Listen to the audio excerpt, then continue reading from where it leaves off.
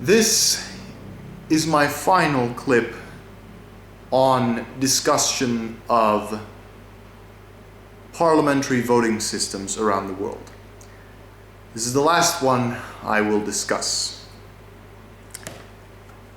And for all of you who have been waiting for it, without further ado, here it is. Mixed Member Proportional, MMP. Germany uses it, New Zealand uses it, as well as a few other countries. Now, this system is slightly less complicated than single transferable vote, but still very complicated nonetheless. So bear with me while I try to explain it. So, basically, this is a proportional system which ensures a constituency link and that the overall result is proportional. It is similar to supplementary vote, except supplementary vote does not produce an overall proportional result.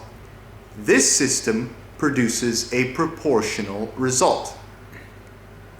There are two classes of MPs, list MPs and district MPs. Voters vote first for their member of parliament to represent their district and then their preferred party. Now, the district seat is first past the post. Whoever wins the most votes, whichever district candidate wins the most votes, wins.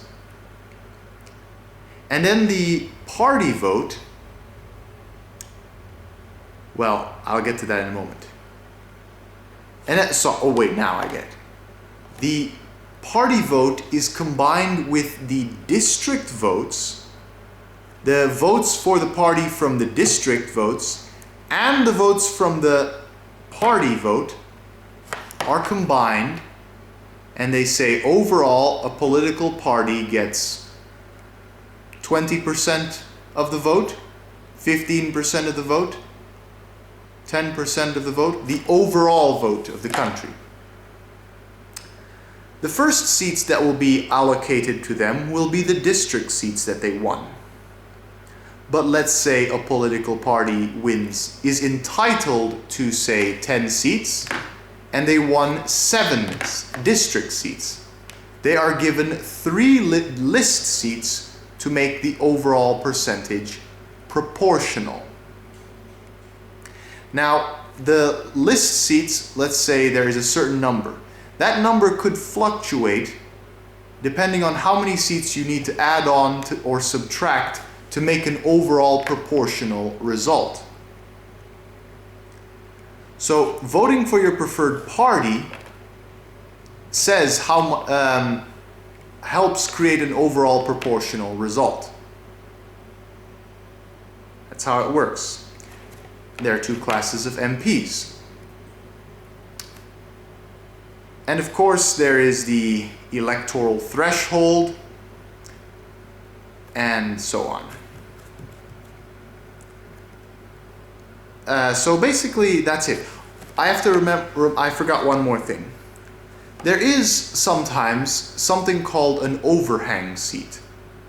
That means if a political party is entitled to, say, 5 seats by overall proportionality, but they win 6 district seats, but they're not entitled to 6 seats because the overall percentage of the vote. Those are called overhang seats, when you win more district seats compared to your overall percentage. Those are called overhang seats. Some countries that use MMP allow the overhangs. Some countries remedy this by adding more list seats to compromise for the slight disproportionality there. So they add on more list seats to other parties to make it overall proportional. or they allow the overhang. I'm sorry, I repeat myself sometimes.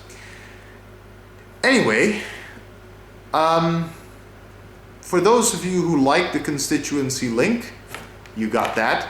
For those of you who like proportional representation, you got that.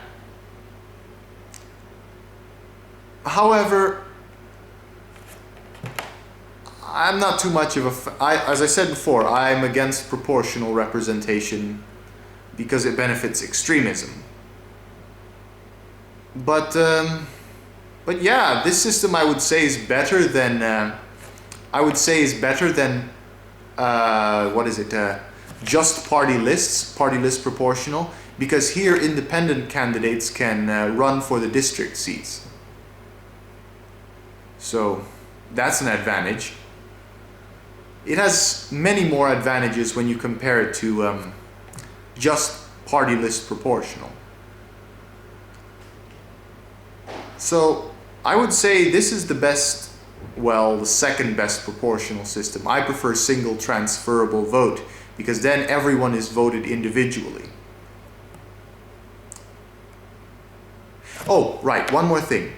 If a party does not reach, say, a threshold of 5% like they do in New Zealand, but they win one district seat, they're still entitled to 5%, but they win one district seat, but they get 4% of the vote. That's not the threshold.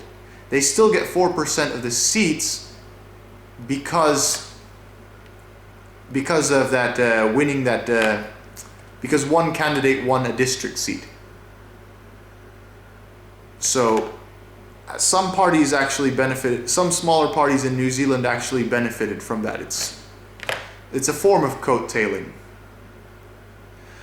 Okay, thank you for listening.